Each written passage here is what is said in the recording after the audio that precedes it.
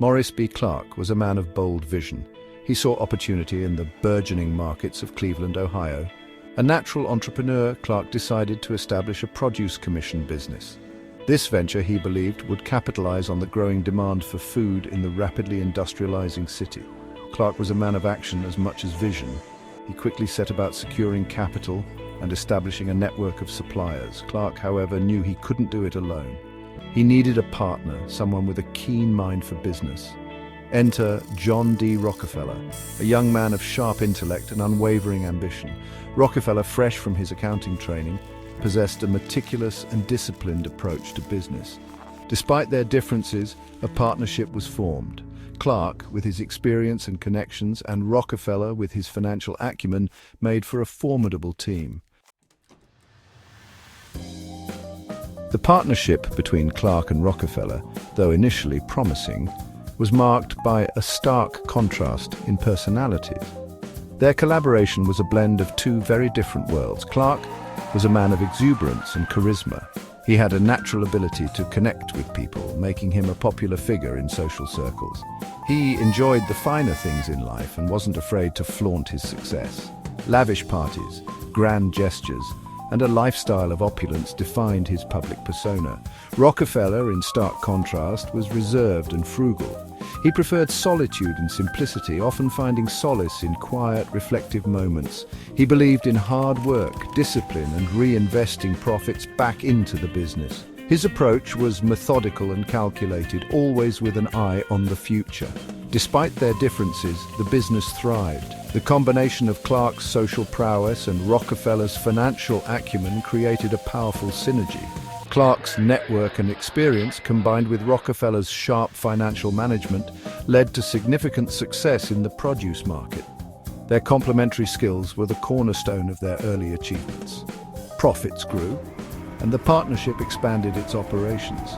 They seized opportunities to scale their business, always looking for ways to increase efficiency and reach. They invested in larger warehouses, secured better shipping rates, and expanded their network of suppliers and customers. Their strategic decisions paid off, solidifying their market position. The success, however, did little to bridge the gap between the two partners. Their differing philosophies on business and life remained a source of tension. Clark, with his lavish spending habits, often clashed with Rockefeller's more cautious approach to finances. Their disagreements became more frequent and intense as the stakes grew higher. The tension between their personal values and business strategies was a constant undercurrent in their partnership.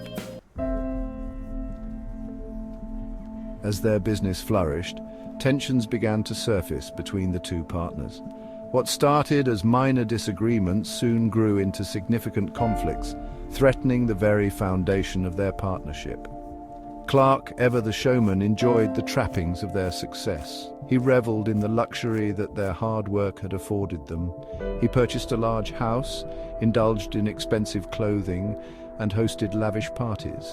These extravagant displays were his way of celebrating their achievements and showcasing their prosperity to the world.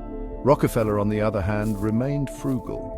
He believed in simplicity and saw no need for such ostentatious displays of wealth. He viewed Clark's spending as reckless and detrimental to their long-term prospects. To Rockefeller, every dollar spent on luxury was a dollar not reinvested into their growing empire. He believed in reinvesting their profits, constantly seeking ways to expand and improve their business. His vision was one of continuous growth and innovation, ensuring their dominance in the industry. These fundamental differences in their values created a rift between them. What was once a strong partnership began to show cracks, as each man held firmly to his beliefs. It was a rift that would only widen as a new opportunity presented itself, one that would forever change the course of their partnership and the destiny of John D. Rockefeller. The seeds of discord had been sown and the future was uncertain. Section 4. The allure of black gold. Whispers of a new industry began to circulate in the bustling streets of Cleveland: oil. The discovery of oil in nearby Pennsylvania had ignited a frenzy. Entrepreneurs and speculators alike were drawn to the allure of black gold. Rockefeller, ever the astute businessman, saw the potential of this new commodity. He devoured every scrap of information he could find about oil, its extraction, refining, and the burgeoning market for kerosene, its primary derivative. Clark, however, remained skeptical. He viewed the oil industry as a risky gamble, too volatile for his liking. He preferred the stability of their established produce business. Rockefeller, though, was captivated. He saw oil as the future, a chance to build an empire far greater than anything they could achieve in the produce market. He tried to convince Clark of the opportunity, but his partner's doubts were firmly entrenched. Section 5, a partnership dissolved. The growing tension between Clark and Rockefeller reached a boiling point over their starkly different views on the oil industry. Rockefeller, consumed by the potential of oil, became increasingly vocal about shifting their focus. Clark, however, remained steadfast in his opposition. He saw Rockefeller's obsession with oil as a reckless gamble that threatened their hard-earned success. The disagreement escalated into a series of heated arguments. Clark, frustrated and angered by what he perceived as Rockefeller's betrayal, refused to budge. Rockefeller, equally determined, saw no future in limiting their ambitions to the produce market. Their partnership, once built on mutual respect and ambition, had devolved into bitter animosity. The only solution, it seemed, was to part ways. Section 6. The Rise of Rockefeller. With their partnership irrevocably broken, Clark and Rockefeller decided to split their business. They agreed to auction off their partnership to the highest bidder, each man free to bid as he saw fit. The auction was tense. Clark, fueled by pride and resentment, bid aggressively, determined to outmaneuver his former partner. Rockefeller, however, remained calm and calculated. When the bidding reached $72,500, an astronomical sum at the time, Clark hesitated. It was more money than he had, but his pride prevented him from backing down. Rockefeller, sensing his former partner's predicament, offered a final bid of $72,250 for Clark's share of the business.